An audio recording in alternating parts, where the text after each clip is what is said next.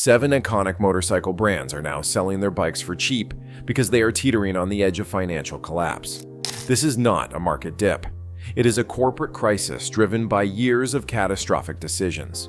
They told you record sales during the pandemic signaled a new golden age. The brutal reality is they overproduced, overleveraged, and are now paying the price. Their weakness is now your opportunity. In this video, we will analyze the fatal financial mistakes that put these 7 brands on the brink of ruin. We will show you which companies are most desperate to generate cash. Watch until the end. The final brand on our list is not just in trouble. It is repeating the exact same error that killed a legendary American manufacturer. Number 7. Husqvarna Motorcycles. Once a respected name in dirt bike competitions, Husqvarna has engineered its own downfall through what can only be described as an epic identity crisis. The brand that made its reputation with world-class off-road machines is now drowning in unsold street bikes that nobody asked for and few want to buy. The warning signs have been flashing for years. Walk into any Husqvarna dealership today and you will find 2023 and even 2022 models gathering dust, with desperate price tags that would have been unthinkable just 18 months ago. The Svartpilen and Vitpilen street models were supposed to be Husqvarna's breakthrough into urban markets. Instead, they have become financial anchors, dragging the entire brand toward insolvency. Industry insiders report that Husqvarna dealers are sitting on inventory levels 78% higher than sustainable business models allow. This is not just inefficient, it is financially catastrophic. Every unsold bike represents capital that cannot be reinvested, creates storage costs, and requires financing that compounds monthly. One Midwest dealer confided that they have been offered manufacturer incentives 3 times in the past 8 months, just to keep taking shipments of bikes they cannot sell. The root of Husqvarna's problem is painfully obvious. They have failed to establish any coherent brand identity in the street motorcycle segment. Are they premium? Are they value-oriented? Are they performance-focused or lifestyle accessories? Neither dealers nor potential customers can answer these fundamental questions. One industry analyst put it bluntly, Husqvarna does not know what it wants to be when it grows up, and consumers can sense that confusion. This positioning disaster has created a vicious cycle. As inventory stagnates, dealers are forced to offer steeper discounts, which further erodes brand perception, making full-price sales even more difficult to achieve. Some dealers report offering discounts of up to 30% on select models, which is an unsustainable practice that signals desperation to knowledgeable buyers. Perhaps most concerning for Husqvarna's future prospects is the growing perception that the company is not fully committed to its street motorcycle division.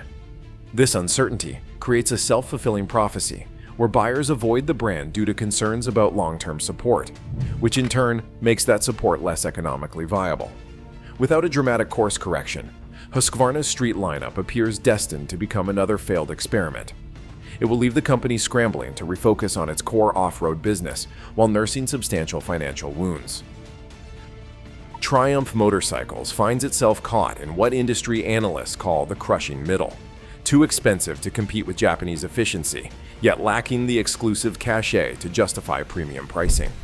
This predicament is most evident in their struggling middleweight lineup, where bikes like the Trident 660 and Tiger Sport 660 are rapidly becoming financial liabilities rather than assets. The numbers tell a devastating story.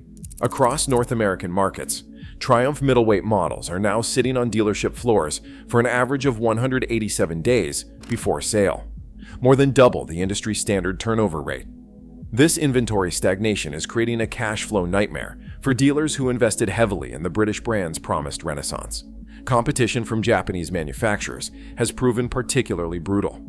When potential buyers compare a Triumph Trident to something like a Yamaha MT-07, they are confronted with a significant price premium for the British option. The problem is that premium no longer translates to a proportional increase in quality, performance, or reliability. One dealer in California admitted anonymously, "We used to sell Triumphs on character and heritage. Today's buyers come in with comparison spreadsheets and financing calculators. The emotion is gone from the purchase." This value equation becomes even more problematic when considering resale values. Data from major motorcycle valuation services confirms that Triumph's middleweight models are depreciating approximately 15% faster than their Japanese counterparts over a 3-year ownership period. For pragmatic buyers financing their purchases, this depreciation gap effectively adds hundreds or even thousands to the total cost of ownership, a premium many can no longer justify. Dealers are responding to this market rejection with increasingly aggressive pricing strategies. Industry sources report dealer margins on middleweight Triumphs have compressed from a healthy 18% to 22% to sometimes as low as 8% to 10% on distressed inventory. This margin compression is not just uncomfortable, it is unsustainable for dealer networks built on traditional business models. Perhaps most concerning for Triumph's long-term prospects is how quickly their British heritage premium has evaporated in the rational, performance-focused middleweight segment. While emotional factors still drive purchases in the retro and large displacement categories, middleweight buyers increasingly prioritize performance metrics, maintenance costs, and reliability data over intangible brand attributes. One industry consultant summarized Triumph's dilemma perfectly. They're stuck selling emotion in a segment that's increasingly about math. Unless Triumph can dramatically realign their middleweight value proposition, the inventory buildup and price deterioration we are witnessing today may be just the beginning of a larger market correction.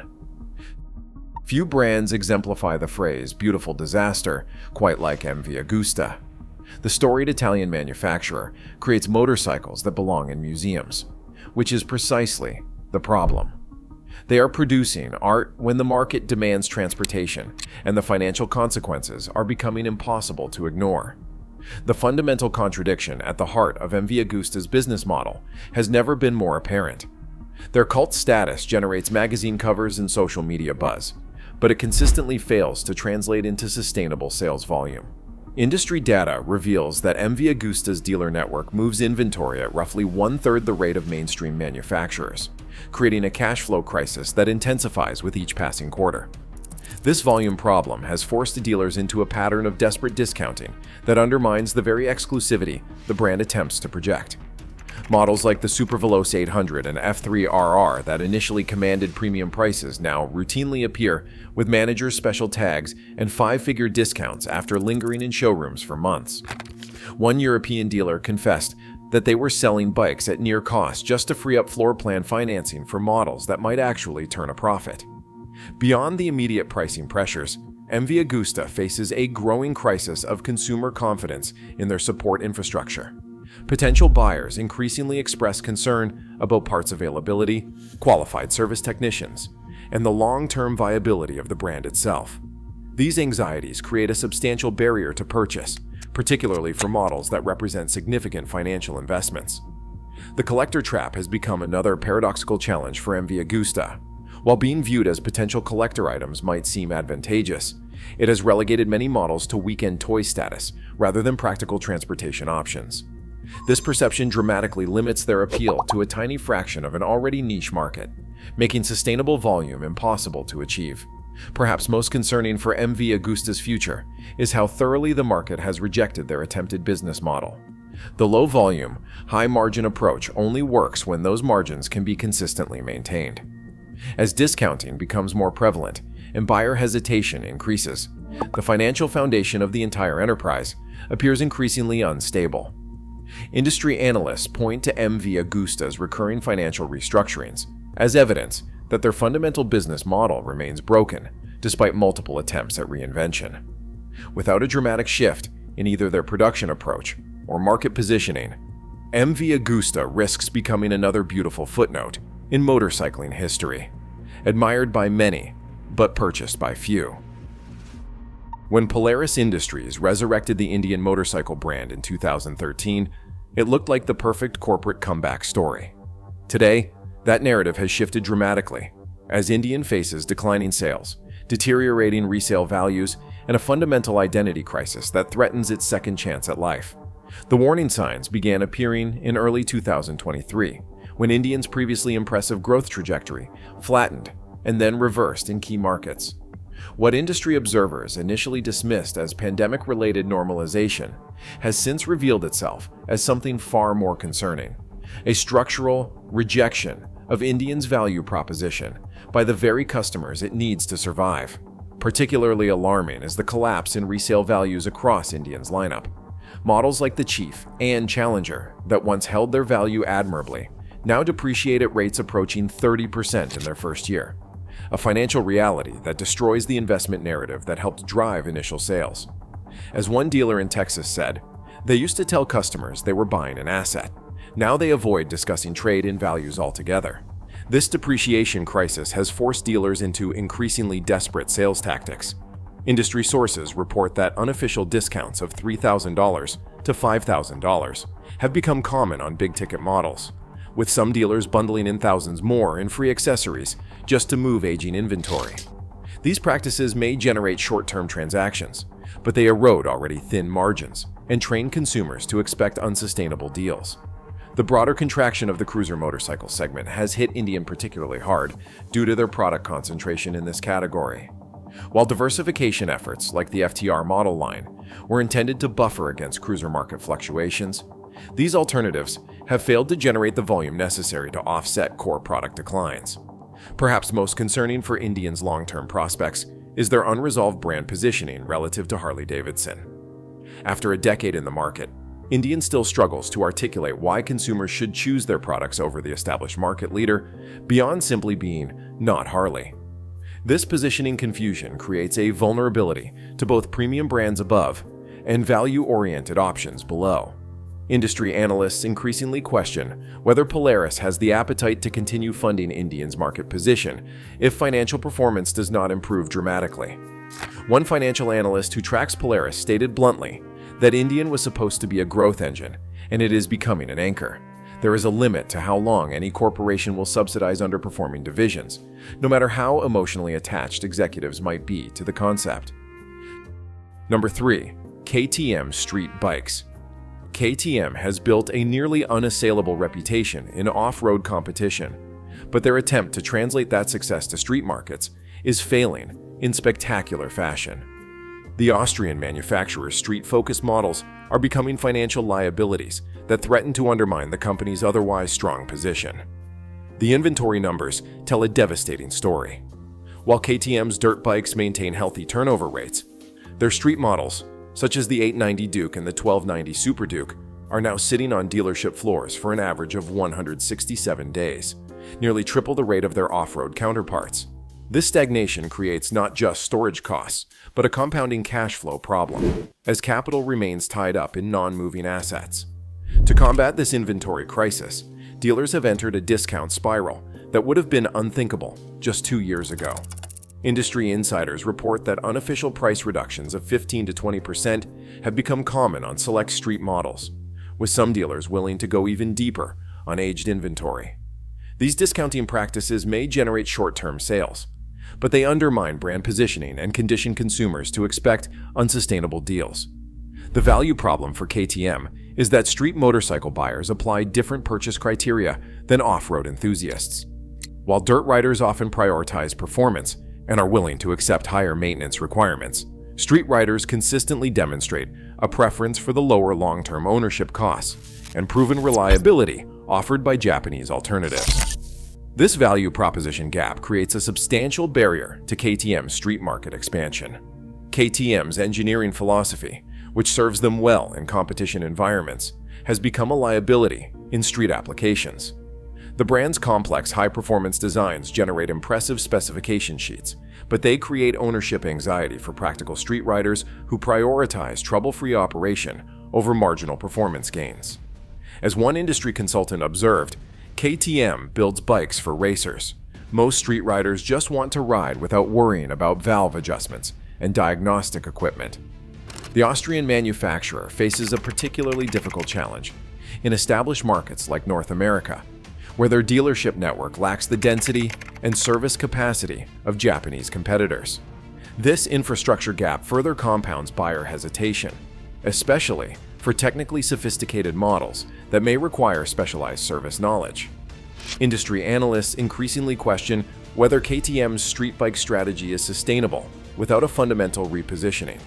The current approach of essentially offering dirt bikes with headlights fails to address the specific needs and expectations of street motorcycle consumers.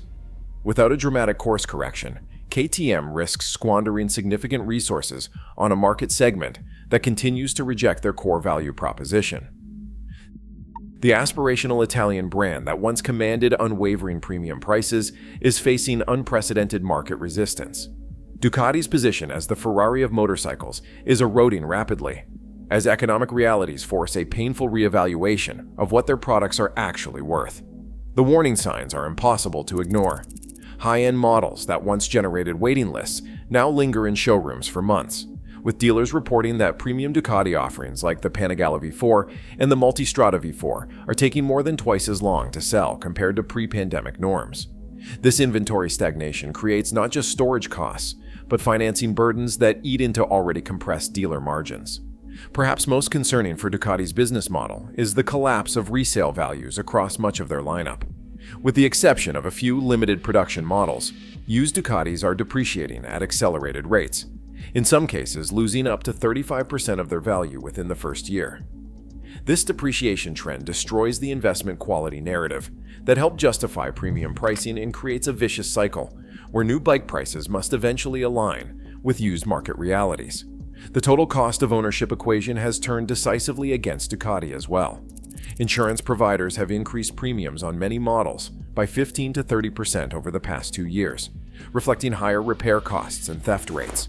Meanwhile, service intervals that are shorter than Japanese alternatives and labor rates that can exceed $200 per hour at some dealerships create a financial burden that rational consumers increasingly struggle to justify. The performance justification for Ducati's premium pricing has also weakened substantially. While Ducatis still offer exceptional performance, the performance gap between them and less expensive alternatives has narrowed significantly. As one industry analyst noted, when a $17,000 Japanese bike delivers 90% of the performance of a $30,000 Ducati, you are essentially paying a $13,000 premium for that last 10% and an Italian flag on the tank. The so-called Italian heritage tax that consumers were once willing to pay has become increasingly problematic in today's more analytical marketplace. Younger buyers in particular approach purchases with a pragmatism that prioritizes value metrics over emotional brand connections.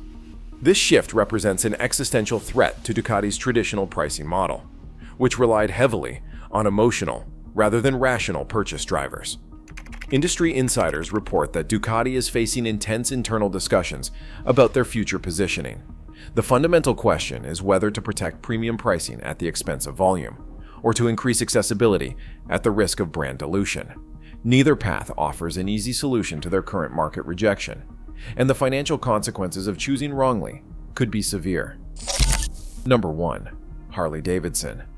The iconic American motorcycle manufacturer that once seemed invincible now stands at the precipice of potential financial collapse. Harley-Davidson is not just struggling, it is repeating the exact same mistakes that bankrupted Indian Motorcycle in its first incarnation, seemingly blind to the historical precedent. The demographic crisis that industry analysts have warned about for decades has finally arrived in full force. Harley's core customer base, predominantly male riders born from 1946 to 1964, is aging out of motorcycling altogether, or downsizing to lighter, less expensive alternatives. The company's own data reveals that for every new young rider they attract, they lose more than 3 existing customers to age-related exits from the market. This demographic cliff has triggered what dealers are privately calling a resale apocalypse. Used Harley values have plummeted across most models, with some pre-owned bikes now selling for 40 to 50% less than comparable models commanded just 3 years ago. This collapse in the used market creates a devastating ripple effect, undermining new bike pricing and destroying the Harley as investment mythology that sustained premium pricing for decades. The cultural relevance problem may be even more damaging long-term. For riders under 40, Harley's traditional brand associations, freedom, rebellion, American heritage, often read as outdated or even negative. Younger consumers increasingly view Harley as their father's brand or associate it with an aging demographic they do not aspire to join. This perception creates a nearly insurmountable barrier to youth market penetration, despite Harley's repeated attempts at product diversification. Financially, the situation has become dire enough that dealers now rely almost exclusively on manufacturer-subsidized financing incentives and factory rebates to move inventory. Industry sources report that many dealers are operating on margins as low as 4 to 6% after accounting for floor plan financing costs, a level that makes long-term business sustainability questionable at best. Most alarming is how precisely Harley-Davidson is repeating the historical mistakes that doomed the original Indian motorcycle company. Both companies face changing demographics. Both clung to outdated design philosophies despite market signals. Both relied on heritage marketing when innovation was needed, and both failed to adapt to emerging competition. As one industry historian noted, it is like watching the same movie again, expecting a different ending. The financial markets have already rendered their verdict on Harley's future prospects. The company's stock has underperformed broader market indices by staggering margins, and institutional investors have reduced positions, signaling serious concerns about long-term viability. Without dramatic reinvention that goes far beyond surface-level product extensions, Harley-Davidson risks entering a financial death spiral from which recovery becomes increasingly improbable. What we've uncovered should permanently change how you view the motorcycle industry. These are not just temporary setbacks. They are existential crises exposing fundamental business failures. Each brand made the same catastrophic error, mistaking pandemic spikes for sustainable growth while ignoring demographic shifts that were reshaping their markets. The financial collapse is accelerating faster than industry insiders predicted even 6 months ago. Dealers are sitting on billions in unsold inventory they cannot move without devastating losses. For smart buyers, this creates a once-in-a-generation opportunity to acquire premium motorcycles at unprecedented discounts, but only if you act before these companies restructure or disappear entirely. Do you think these iconic brands can survive? Or are we witnessing the permanent reshaping of the motorcycle landscape? Comment below with which brand you think will fail first, or which deals you are seeing in your area. Subscribe now. We are tracking every bankruptcy filing and dealer closure as this industry shakeout intensifies. The next victim might surprise you.